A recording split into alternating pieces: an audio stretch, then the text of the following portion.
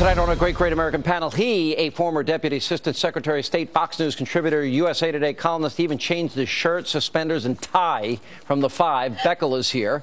He is a nationally syndicated radio talk show host with the Salem Radio Network and a partner at the law firm Hewitt-Walensky. Hugh Hewitt is back. She, a Republican congresswoman from the great state of Tennessee. Marsha Blackburn is back. Good to see everybody. Thanks for being here. Thank you. You know, we were talking about this, about the Republican primary and about Newt's ascendancy and Romney and the race. And you were always bragging. I predicted it as well. And you were one of the few that said Newt is going to have his moment, and he's hanging on to it. Well, the reason I thought at first that he was going to was I thought the rest of that field was not strong enough. They were going to back up to him. If you look at what Gingrich did, it was strategically very smart. He came out in those debates and he attacked the press, which is always good from the standpoint of the Republican base. He then took the Reagan line, let's not attack one another, let's keep our eyes on Obama. And then, more importantly, he had something substantive to say in every case. Now, what Gingrich also has done, I think, is become disciplined, which is something he never was before. And I always just say he never had an unspoken thought, but now he is getting to the point. The interview you did with him, I thought was a breakthrough interview. When he said, "How have you changed?" Sean said, "How you changed?" He said, "I've grown. I've become a grandfather. You have a different view of the world when you're a grandfather." It was very well done. My question is whether he can stay disciplined like that. I don't know the answer. There's one other thing I think is a component of this, and many people are looking at the Republican field. People are disenfranchised with the president. They don't agree with what he has done. They are looking for someone who can fix this, who can solve problems. And they know that what they see in Newt is someone who is going to bring forth options. And they like that. They like being a part of the national discussion and having somebody that says, here's an option, this is a way we could fix it, and laying forth an orderly process that says, this is where we are, this is where we want to be, this is how we get there. Is it Romney versus Newt at this point? Do you see anyone else breaking through? No, I don't. I think it is Romney versus Newt. And I would point out there's one thing that brings these two together as well. They both have extraordinary spouses. Ann Romney and Callista Gingrich are both extraordinary women of great capacity and competence and enthusiasm for the fight. And boy, that makes a great difference in it. And it's going to be, I would love to have those 7 Lincoln Douglas debates between Mitt and Newt. You'd be one of the guys they'd probably trust to do it here. And I think it would be good for the country. And as much as I like Rick Santorum, who's a guy who really never got his shot in this, I think the ice is freezing over this race. It's done. I mean, there's 2 people in this race. And interestingly enough, you know, when the Manchester Union Leader came out and endorsed Gingrich, that's one of the few newspapers that really does have an impact on a primary, because they not only endorse, but every day now, between now and they will come out with a front page editorial either supporting Gingrich or attacking Romney.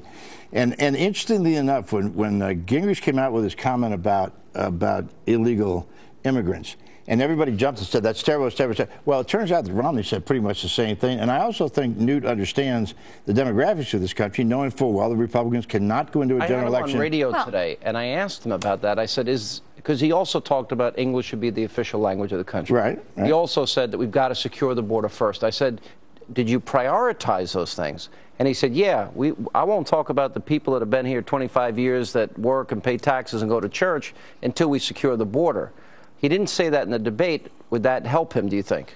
I'm not sure that things are going to help. What helps is the fact that, first of all, he has laid out something that is an orderly process. You know, this is what we need to do. Everybody agrees securing the border needs to be done first. It's just that people haven't done it.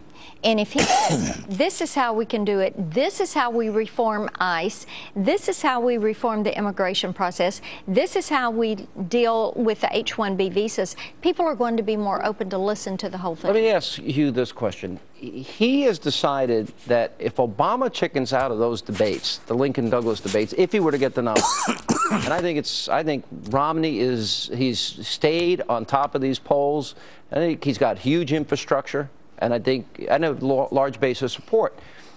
But he says, I will follow Obama everywhere he goes. They will dictate where I go. And if Obama goes someplace, I'll be there 4 hours later until he agrees to the Lincoln Douglas debates.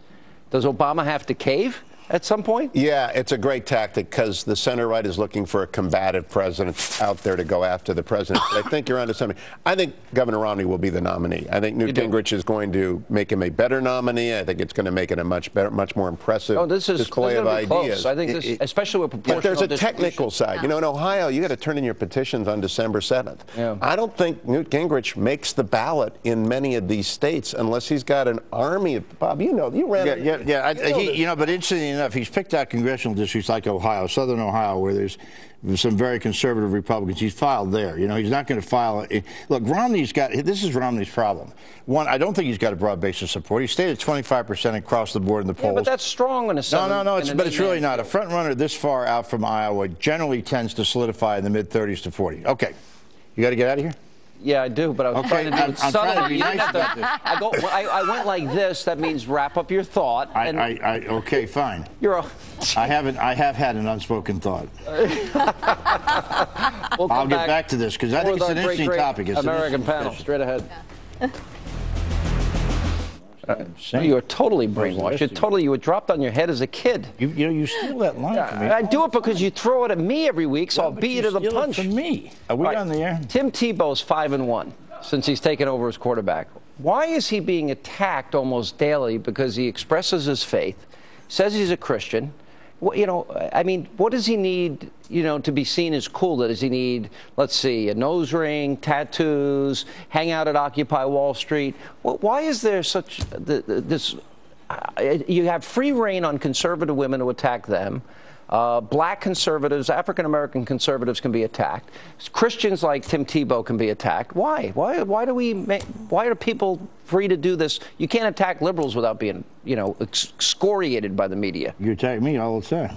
You deserve Whatever Tim Tebow is praying, I want him to call Colt McCoy on the Browns and tell him what it is. After 10 years, they're friends. They're both great believers. I don't think people care about this except crazy secular absolutists because Tim Tebow is a great American. He's a great guy. He sat right here in the set. I tell you, as a believer, my problem with it is that I think the guy had, first of all, Bill Maher attacked him. I mean, for those of us on the left, Bill Maher's a bitter, angry, have to sit there and try to just say, Bill, just shut up. Just shut up.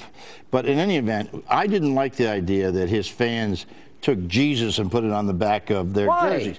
Because it is our Lord and our Savior, and I don't think it's a demeaning step. Well, here's the deal. I really Tim Tebow lives his faith. And at some point in his upbringing, his parents said, look, if you're in a trying time and you want to still your heart and you want to focus your attention, stop and pray. Stop and recenter yourself. And Tim Tebow understands the chief end of man is to glorify God. And he lives it every day in his walk. Good times, bad times. I think he's a tremendous role model. I agree with you. I think he's a great person. Yeah. And what a horrible thing. Now, look, let's compare this. This is what they call a flash mob caught on tape in Maryland at a 7-Eleven. Watch this tape. All these kids coming into the store. It goes on and on and on, and they're robbing this store blind. Now, unbelievable. Now, I don't care choose your faith, but maybe religious values, faith could help these kids, you know, and instances like this from happening. Bob, you spent a lot of time helping kids, you know, get an education in inner city. I mean, there's no excuse for that except that these are kids who have no moral guidelines. They are raised by, in many cases, raised by no parents. They have no sort of moral compass. Yes, I mean there's no conscience. Nobody knows that that's wrong. I think everybody has a conscience, but I think, look, God put us all on this earth to do what we could do best.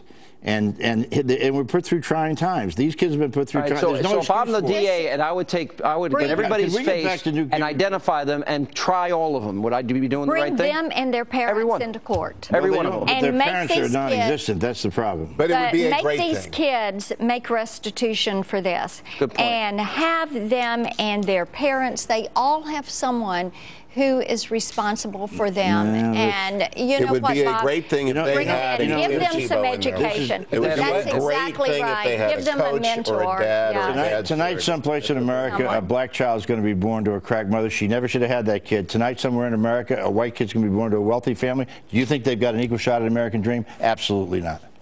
That's why I'm what a is your liberal, because point? we have a responsibility What to is take your care of them. point? We have a No. Individuals reaching out, helping, You should never say a child shouldn't be mentoring, born, and Bob. supporting. I didn't say shouldn't be born. I said that we have a Shouldn't be here. responsibility to that child's 18 years old. If his parents can't take care of him, we take care of him. Simple as that. Individuals help and support to do Yeah, it, who? not Agree. the government. Who? Lots of folks who do You this. do. I do, but that's not enough of me. Well, Not enough of us. Well, there are All right, that's all the time we have ones left. that are Not out enough of them. Thanks for being with us. Greta's next. See you tomorrow night.